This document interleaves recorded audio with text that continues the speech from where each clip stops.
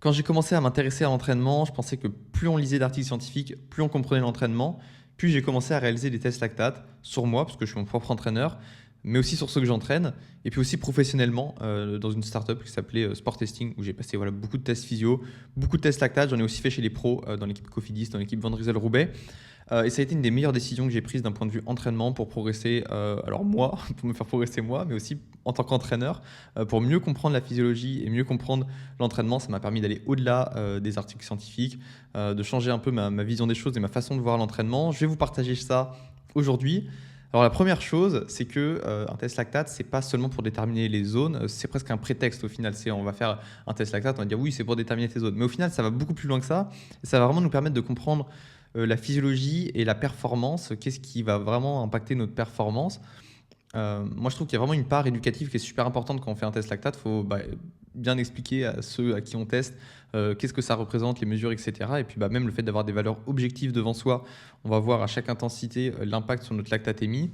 C'est vraiment très très parlant et derrière, on respecte beaucoup mieux ces zones d'entraînement et on s'entraîne beaucoup mieux. Je vais déjà vous expliquer ce que c'est la lactatémie. En résumé, c'est la mesure de la concentration de lactate dans le sang. Donc on va mesurer au doigt ou à l'oreille généralement. Le lactate, lui, c'est le produit final de la glycolyse. Quand on active la filière glycolytique, on va produire du lactate. Cette filière-là, c'est une filière qui produit de l'énergie très rapidement, qui est super efficace. Donc elle va être très utilisée à haute intensité. Alors elle est active tout le temps, hein, même à basse intensité, on produit toujours un petit peu de lactate, même au repos, c'est normal. Mais plus on va augmenter en intensité, plus elle prendra une part importante du travail de production de l'énergie. Et donc plus on va produire de lactate. Ça, on peut le mesurer dans le sang, mais ce qu'on va mesurer dans le sang, la production, c'est qu'une partie de l'équation. Finalement, il y a aussi l'utilisation du lactate qui va compter, parce que ce lactate-là, une fois qu'il entre dans le sang, il peut être réutilisé par d'autres muscles, par des organes, etc. C'est vraiment pas un déchet, c'est une source d'énergie, le lactate. On en entend pas mal parler là récemment avec les fameux gels au lactate, parce qu'on se rend compte que oui, c'est pas un déchet et qu'on peut en ajouter au gel et que ça peut potentiellement améliorer les performances. Et quand on fait un test lactate et qu'on va mesurer une progression, je peux vous mettre un exemple ici là, d'une courbe d'un quelqu'un qui progresse. Cette courbe-là va se décaler vers la droite, ça veut dire qu'à une certaine intensité, on est meilleur à utiliser le lactate, peut-être qu'on en produit un petit peu moins. On ne sait pas exactement à quel point on en produit moins, à quel point on en utilise plus. Mais en tout cas, ce qu'on va mesurer dans le sang, c'est une concentration de lactate généralement plus faible pour une même intensité. Donc quand on était avant à 300 watts à 4 millimoles, ça se trouve, après notre progression, on n'est plus qu'à 2 millimoles. Ce qui veut généralement dire qu'on est meilleur. Pour ça, on a des marqueurs vraiment objectifs, scientifiques, ça va être les seuils. Le premier seuil, pareil, je vais essayer de vous mettre une illustration. C'est ce dernier point avant l'augmentation de la lactatémie, c'est-à-dire que tout ce qui est avant le premier seuil, c'est de la basse intensité. Notre valeur de lactate, elle reste proche du niveau de base, proche du niveau de repos. Généralement, c'est autour des 2 millimoles. Et on va rester stable, c'est-à-dire qu'on va augmenter en intensité. Mettons qu'on soit à 150 watts ou à 200 watts, on va peut-être avoir la même concentration de lactatémie. Ce qui veut dire que d'un point de vue physiologique, on est vraiment dans un état stable, presque proche du niveau de repos. Il y a assez peu de stress qui est généré. On va probablement produire un petit peu plus de lactate entre 150 et 200 watts, mais on est aussi capable d'en utiliser plus. La lactatémie dans le sang reste stable. Ensuite, on a une phase entre les deux seuils où là, la lactatémie elle va commencer à augmenter parce qu'on produit plus de lactate. On en utilise aussi plus. Donc, on va quand même maintenir un état stable. Si on fait une heure entre les deux seuils, notre lactatémie, elle ne va pas dériver. Mettons qu'on soit à 3,5 millimoles après 10 minutes entre les deux seuils. Après une heure, on va être encore autour de 3,5 millimoles. Et il y a après l'intensité seuil 2, qui est vraiment l'intensité maximale dans laquelle on peut tenir un état stable. C'est-à-dire qu'une fois qu'on franchit ce deuxième seuil, notre corps ne maintient plus d'état stable, que ce soit d'un point de vue lactatémie, mais aussi d'un point de vue consommation d'oxygène. On va atteindre le VO2 max et puis on va atteindre l'échec de l'effort. Vraiment, on n'arrive pas à avoir de stabilité. Donc ça, c'est quand on fait une montée d'un col, par exemple, vraiment à une intensité qui est un peu trop élevée pour nous. Au bout d'un moment, on va exploser. Ou si on a bien calculé notre coût et que la montée fait 15 minutes, on fait 15 minutes à fond et après, voilà, on est fini. Mais si on veut faire un effort plus long et durer dans le temps, on est mieux de se situer plus proche du deuxième seuil pour justement pas dériver. Donc ça, c'est des choses qu'on va mesurer grâce au test lactate. Ça va nous permettre de définir un peu notre progression, de définir nos zones d'entraînement. C'est super intéressant pour les zones d'entraînement parce que souvent, on va prendre un marqueur max, par exemple un test 5 minutes, un test 20 minutes, et ensuite on va dériver à l'aide de pourcentages différentes zones et se dire un test 20 minutes par exemple, ça sera Ça va représenter 80, si on prend 95% de ce test 20 minutes, ça représentera notre deuxième seuil, notre puissance critique, etc. Il faut savoir que d'un point de vue de définition, puissance critique, FTP, seuil 2, théoriquement c'est la même chose. En pratique, il y a des différences parce que on mesure quand même des choses différentes. Mais voilà, quand on parle d'entraînement, globalement, on va dire que c'est la même chose. En pratique, le deuxième seuil lactate est généralement toujours un peu plus faible que les valeurs de puissance critique. C'est normal, si vous avez 15 watts d'écart entre les deux, c'est normal. Moi, du coup, c'est dire que le deuxième seuil lactate, souvent, c'est plus le bas de la zone 4 et la puissance critique, vraiment le haut de la zone 4. Et vraiment, une fois qu'on franchit cette puissance critique, là, on est vraiment dans une puissance instable qu'on peut tenir pas très longtemps parce qu'on va vite dériver vers le VO2 max. La lactatémie, ça se trouve au début de l'effort, après 4 minutes, on est déjà à 4 millimoles. Après 10 minutes, on est à 10 millimoles. Vraiment, on atteint le max et ça dérive assez rapidement. Et donc, le fait de mesurer ces seuils lactates, moi déjà, ça m'a permis une chose, c'est d'avoir de nouveaux marqueurs de performance, de nouveaux marqueurs de suivi de la progression. Parce que voilà, avant, finalement, la progression, je la mesurais seulement avec un test 5 minutes ou un test 20 minutes, mais c'est vachement limité. Quand on s'entraîne, on va progresser aussi en endurance, on va progresser dans les efforts plus longs, etc. Et moi, quand j'ai commencé à m'entraîner, je me dis, mince, je ne le vois pas tout ça. Même des fois, j'avais l'impression de ne pas progresser, alors qu'en fait, c'est juste mon 5 minutes qui ne progresse pas, mais en fait, tout le reste progresse. Et le fait d'ajouter ces seuils-là, ça m'a permis de sortir un peu du paradigme tout PMA, tout test 5 minutes, etc. Moi, quand j'ai commencé à m'entraîner, je m'intéressais pas mal à Fred Grapp. J'avais notamment lu son livre. Et lui, il parle beaucoup de tests 5 minutes, de PMA, de séances PMA, tout ça. Il jure beaucoup par ça. Mais oui, moi, j'ai vite compris que ça avait des limites en faisant des tests lactate. Et que plus j'étais bon à utiliser ce lactate, plus j'allais décaler mes seuils, plus je devenais économe finalement. C'est-à-dire que avant que je progresse, j'étais à 200 watts, j'étais à 4 millimoles. Et après, une fois que j'ai progressé, je suis plus qu'à 2 millimoles. C'est vraiment marquant pour la performance. Ça veut dire que j'ai plus de lactate qui s'accumule dans le sang pour rien. Le lactate que je produis en plus, je l'utilise, c'est une vraie source d'énergie. Mon corps, il est dans une zone d'état stable. C'est super important pour la performance. Et ces seuils que je mesure là, pareil, ils sont vraiment directement corrélés à la perf. Quand je fais des efforts très longs, des courses, je vois que je me retrouve quand même souvent proche du premier seuil dans des longues échappées, par exemple. Et là, je peux le mesurer directement et je peux essayer d'améliorer ça. Si en course, je peux passer une majorité de temps sous mon premier seuil, c'est génial. Ça veut dire que je vais accumuler beaucoup moins de fatigue, beaucoup moins de déchets, je vais utiliser moins ma filière glycolytique, donc je vais moins taper dans mes réserves de glycogène, je vais du coup être plus endurant, et c'est notamment ce qui explique les performances des super champions comme Pogacar, qui a un premier seuil qui est très très élevé, c'est-à-dire que la majorité d'une étape, par exemple quand il est dans le peloton, il va être à basse intensité sous son premier seuil, alors que les autres sont entre les deux seuils, donc ils accumulent de la fatigue, et quand il faut vraiment accélérer, eux ils ont déjà accumulé plein de fatigue, ils ont déjà utilisé leur glycogène, etc. Tadej Pogacar, lui, c'est comme s'il avait fait une sortie endurance avant, il peut forcément faire une grosse accélération sans problème. Et grâce à tout ça, on comprend mieux l'intérêt de l'entraînement à basse intensité.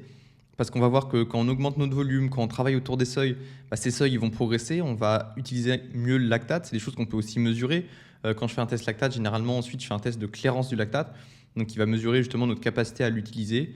C'est un protocole relativement simple, il faut faire un effort maximal et ensuite être au repos, et on va prendre plusieurs mesures de lactate quand on est au repos. Quand on est au repos, ça veut dire qu'on n'en produit plus de lactate par l'effort en lui-même, parce que là on est au repos, on va produire du lactate encore à cause de l'effort qu'on a fait avant, mais on va mesurer justement l'évolution de la lactatémie sur cette phase-là au repos, et ça va vraiment nous permettre de savoir comment on utilise ce lactate-là et de suivre dans le temps l'évolution de notre clairance du lactate. Donc ça c'est, petite parenthèse, mais quelque chose qui est super intéressant à mesurer. Et pareil, pour ceux que je teste, le fait de faire un test lactate, d'augmenter d'intensité, on va faire généralement des paliers de 15-20 watts entre chaque palier. Ils vont voir l'évolution de la lactatémie et ils vont voir que des fois à 15 watts près, il y a 2 millimoles d'écart. C'est énorme. Et là, on se rend compte que quand même, il faut bien respecter ces zones, parce que si je m'entraîne 10 watts trop fort, je vais me fatiguer beaucoup plus. Physiologiquement, c'est pas la même chose. Il y a une étude aussi de Stephen Seiler qui était sortie en 2007 qui montrait justement l'impact aussi sur le système nerveux autonome de différentes séances d'entraînement, et que les séances d'entraînement sous le premier seuil n'impactait pas le système nerveux autonome, ce qui faisait que ça ne générait pas non plus de fatigue nerveuse et de fatigue qui s'accumulait. Ça peut même nous permettre de récupérer et justement d'encaisser aussi la fatigue générée par les séances de haute intensité. Du coup, c'est super important de bien respecter cette zone-là. Et le fait d'avoir fait des tests lactate, ça nous met vraiment les données sous les yeux. On sait mieux jusqu'à quelle intensité on peut pousser sur les sorties endurance. Et vraiment, c'est trop intéressant. Et sur tous ceux que j'ai testés, pareil, ils ont sorti le même bénéfice. Et à long terme, ça change quand même beaucoup sur la progression. Ensuite, ça m'a permis de comprendre que les zones, elles n'étaient pas universelles. Parce que c'est pareil, quand on fait des tests avec différents profils, On se rend compte, notamment chez les pros, qu'ils ont des premiers seuils qui sont énormes, sont vraiment exceptionnels, alors que quelqu'un qui est plutôt débutant, il va avoir un premier seuil qui est super faible. Donc du coup, lui, sur ces zones d'endurance, il faut quand même vraiment faire attention, alors qu'un pro, finalement, il a beaucoup de marge. Il est vraiment en endurance longtemps, donc pareil, il y a de l'individualisation à faire. Ça veut dire que si on prend un pourcentage juste de puissance critique, et entre un random et un pro, ils auront, ça se trouve, la même zone 3 en pourcentage, sauf que c'est relativement pas le même effort. Il y en a un, dans sa zone 3, ça se trouve, il est au-dessus de son premier seuil, donc il accumule de la fatigue, il perturbe son système nerveux autonome, il utilise son glycogène, etc.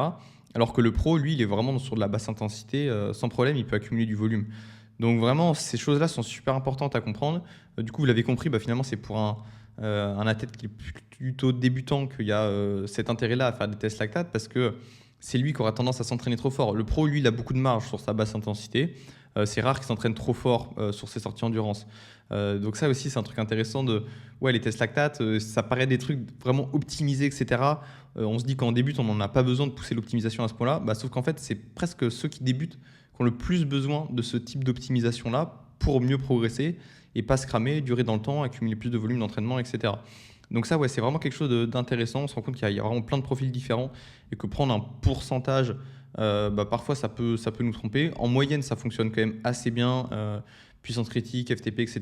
Puis les différentes zones fonctionnent assez bien, à condition d'individualiser, nous, quand on roule, tout simplement basé sur le ressenti, de bien comprendre que la basse intensité, ça doit être un ressenti qui est quand même assez facile. C'est 3, 4 sur 10 en termes de difficulté maximum. Et quand on respecte bien tout ça, normalement, on ne se trompe pas trop. Mais si on a des données objectives, c'est forcément toujours plus facile à respecter. Ensuite, c'était trop intéressant de ne pas tester seulement le max, je l'ai un petit peu dit, mais le fait d'aller au-delà d'un test 5 minutes, au-delà d'un test 20 minutes, moi je trouve ça génial parce que quand on progresse beaucoup quand on débute, mais une fois qu'on atteint un certain niveau, on va se rendre compte que les watts à gagner sur 5-20 minutes sont super durs. Et du coup, voir qu'on progresse quand même grâce à l'entraînement sur les valeurs un peu sous-max, le seuil 1, le seuil 2, vraiment c'est super motivant.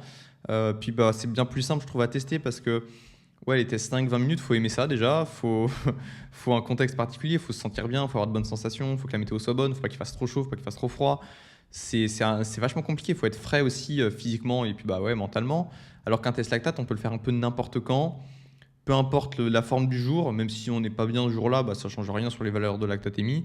Par contre, si on fait un test 5 minutes sur un jour où on n'est pas bien, là on fait peut-être 30 watts de moins. Donc c'est énorme la variabilité qu'il y a sur un test de puissance max. Par rapport à la variabilité sur un test lactate, ça n'a rien à voir.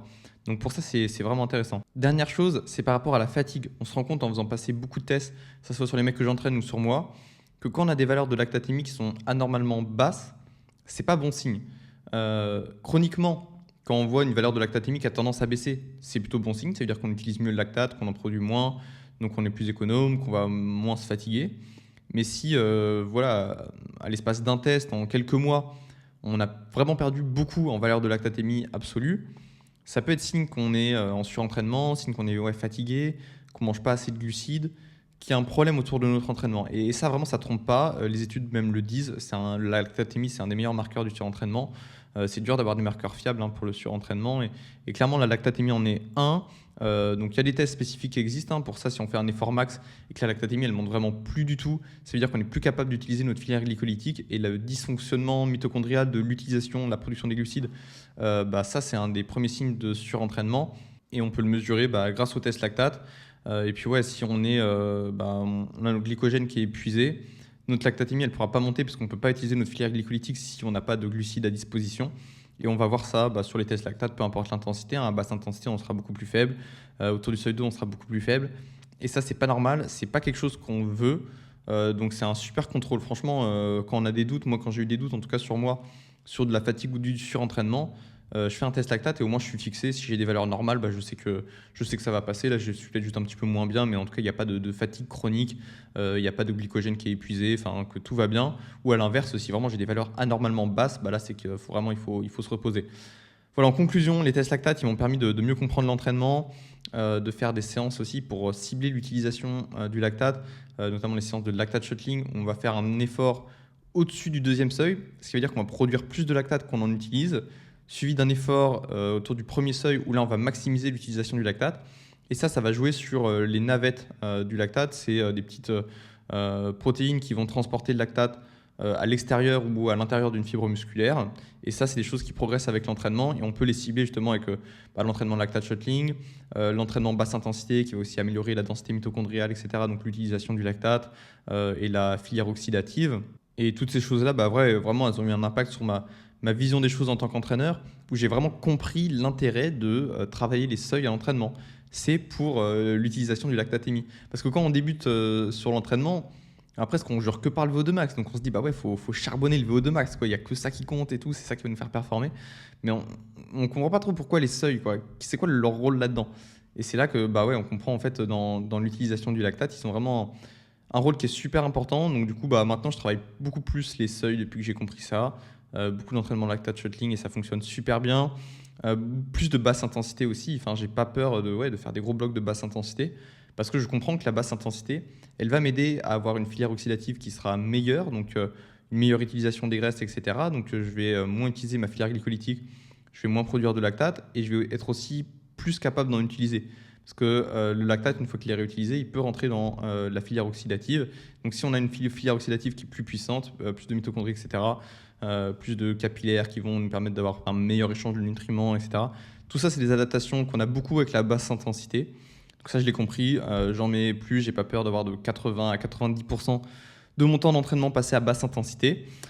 Et si vous voulez bénéficier de tout ça, de ma méthodologie d'entraînement, j'ai créé avec Kevin Yvain une plateforme de coaching à l'aide de l'IA. Le lien, il est dans la description. Ça va vous permettre d'avoir accès à ma méthodologie directement pour progresser à un prix carrément accessible comparé au tarif d'un entraîneur, avec la disponibilité 24 heures sur 24 de l'application pour modifier le plan, adapter le plan, etc. Vous pouvez faire ce que vous voulez avec n'importe quand. Et surtout, c'est vraiment basé sur ma vision des choses. Tout ce que j'ai appris depuis que j'entraîne, depuis que je m'entraîne, mes séances d'entraînement que j'ai créées, les séances lactate shuttling, les séances seuil, etc. Toutes ces séances-là, en fait, je les ai écrites, je les ai enregistrées dans une bibliothèque de séances. L'IA a accès à tout ça. Elle a aussi accès à ma méthodologie, ma vision des choses, mes vidéos et tout ce que j'ai fait depuis plusieurs mois, plusieurs années sur Internet. Et l'IA va réussir à connecter tout ça et vous construire un plan individualisé pour vous par rapport à vos objectifs. Alors si vous cherchez à y voir plus clair sur l'entraînement, vous voulez suivre une méthodologie, vous y tenir et puis progresser sur le long terme, ça se passe avec CoachBuy. Le lien il est dans la description et puis si vous voulez voir d'autres vidéos de ce genre, abonnez-vous.